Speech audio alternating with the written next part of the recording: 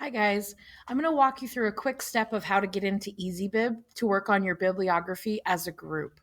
The first thing that you want to do is go to easybib.com, which is www.easybib.com, and it should bring you to a screen like the one that you see.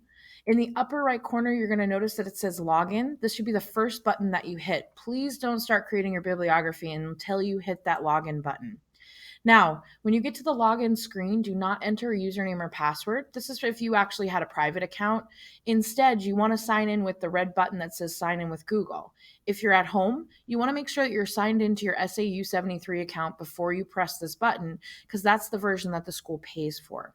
So once you hit the red button, it'll bring you to a screen that will ask you if it's your correct account. And I've entered my SAU 73 account. In the upper right corner, it should say hello to you. It'll either say hi to your first name or it'll say hi to your username.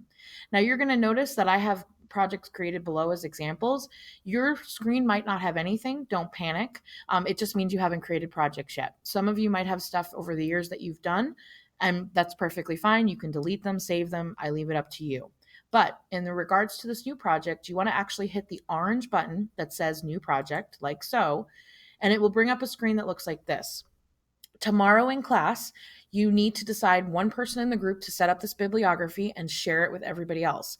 Not all of you need to set up the project, but all of you do need to log in. So what I'd like you to call it is Ancient Civilization Project, and then label it with your name. So if you're doing Babylon, you can call this Babylon. And then you're going to leave everything else the way that it is. You don't need to choose a subject. You don't need to write what you're writing about. MLA 7 and then hit create.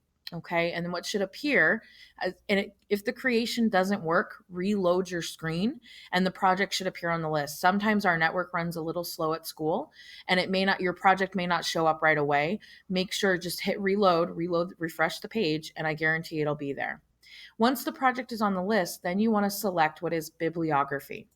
When you hit that little blue bibliography, it will open a screen that looks like this. Two most important things. First, it should say hello to you. And second, the name of your project should appear right at the top of the page. If you don't see that, it means you're not in the project and all the stuff that you cite is not going to be saved in the right place.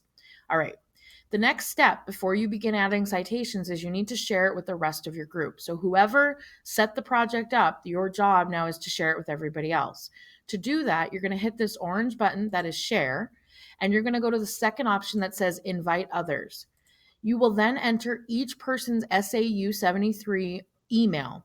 So it would be the year of graduation, which is 20, last name, first initial at sau73.org, and then make sure to check all of these boxes and then click share.